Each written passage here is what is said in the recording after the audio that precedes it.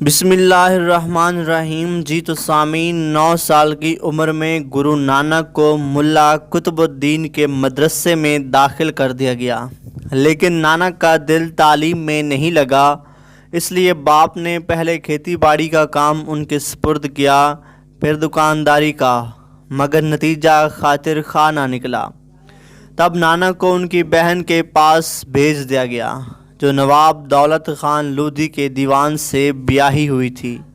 یہ وہی دولت خان لودھی ہے جس نے اپنے رشتہ دار سلطان ابراہیم لودھی کی پٹھان دشمنی سے خفا ہو کر بابر کو ہندوستان پر حملے کرنے کی دعوت دی تھی۔ وہ لاہور اور ملتان کا صوبیدار تھا۔ نانک کو نواب کے خیرات خانے میں نوکری مل گئی۔ اسی اثناء میں ان کی شادی ہو گئی۔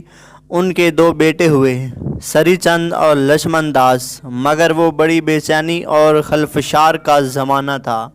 تیمور کے حملے نے سلطنت کی کمر توڑ دی تھی۔ دلی ویران ہو گئی تھی۔ بنگال، دکن، سندھ، مالوہا، گجرات اور کشمیر کے صوبیدار ایک ایک کر کے خود مختار بن بیٹھے تھے۔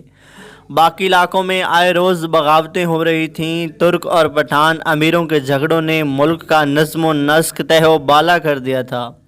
سلطان بہلول لودھی نے سلطنت کی گرتی دیوار کو سہارا دینے کی بہت کوشش کی، لیکن اس کے جانشینوں میں کوئی بلبن یا علاء الدین خلجی پیدا نہ ہوا جو سلطنت کو مستحکم کرتا۔ غرض ہر شخص ہراساں تھا، ہر طرف بے یقینی تھی۔ اس زبوں حالی پر نانک کا دل بہت کڑتا تھا۔ وہ ہندو گھرانے میں پیدا ہوئے تھے، لیکن انہیں ہندو مذہب سے کوئی دلچسپی نہ تھی۔ ان کی ساری جوانی مسلمانوں میں گزری اور وہ اسلامی تعلیمات کا بڑا احترام کرتے تھے، لیکن انہیں یہ دیکھ کر بڑا دکھ ہوتا تھا کہ مسلمان بھی اتنے ہی دنیا دار، جہاں پرست اور خود غرض ہیں جتنا کہ ہندو اور مولوی عوام کی بہبودی اور اصلاح سے اتنا ہی لا تعلق ہے جتنا کہ پنڈت نانک کا دل دنیا سے اچاٹ ہو گیا۔ انہوں نے نوکری پر لات ماری اور گھر بار چھوڑ کر فقیری اختیار کر لی۔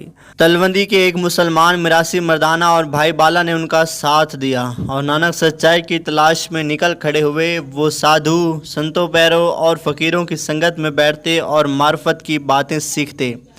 بھکتی تاریخ سے وہ اسی سفر کے دوران واقف ہوئے۔ وہ بہت عرصے تک پانی پت کے صوفی شیخ اشرف، پاک پتن میں بابا فرید گنج چکر کے خلیفہ شیخ ابراہیم اور ملتان کے پیروں کی صحبت سے فیض یاب ہوتے رہے۔ کہتے ہیں کہ انہوں نے ایران، عراق و عرب کے مقدس مقامات کا سفر بھی کیا تھا۔ اس سفر سے واپسی پر انہوں نے پنجاب کے دیہاتوں میں اپنے مذہب کی تلقین شروع کر دی۔ چونکہ یہاں 500-600 سال سے مسلمانوں کی حکومت قائم تھی اور شاید ہی کوئی بستی ہو جہاں 2-4 گھر مسلمانوں کے نہ ہوں، اس لیے ہندوؤں کے کان بھی اسلام کی موٹی موٹی باتوں سے آشنا تھے۔ لہٰذا گرو نانک نے لوگوں کو نئے مذہب کی دعوت دیتے وقت زیادہ تر اسلامی اصطلاحات ہی استعمال کیں۔ یوں بھی وہ اسلام بالخصوص وحدانیت کے فلسفے سے بہت متاثر تھے۔ حضرت محمد صلی اللہ علیہ وآلہ وسلم کو مثالی شخصیت مانتے تھے، چنانچہ انہوں نے انہی کو نمونہ بنایا، نہ کہ کبیر اور نامدیو کو۔ گرو نانک کا راسخ عقیدہ تھا کہ مذہبی منافرت ختم کیے بغیر معاشرے کی اصلاح نہیں ہو سکتی۔ ان کے خیال میں اسلام اور ہندو مت دونوں ناکام رہے ہیں۔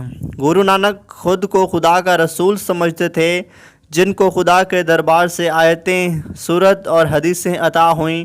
خدا ایک ہے، اس کے سوا کوئی دوسرا خدا نہیں، اور نانک خدا کا خلیفہ سچ کہتا ہے۔ گرو نانک میل جول اور صلح آشتی کا پیغام دیتے تھے، لہٰذا ہندو مسلمان دونوں ان کی عزت کرتے تھے اور ان کی تعلیم سے اثر لیتے تھے۔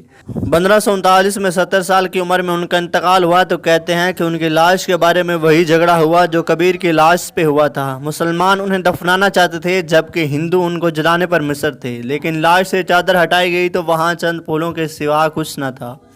ہندوؤں نے اس جگہ گرو نانک کی سمادھی بنائی اور مسلمانوں نے مزار تعمیر کیا، لیکن دریائے راوی کا سیلاب دونوں کو بہا لے گیا۔ کتاب کا نام: پاکستان میں تہذیب کا ارتقاء۔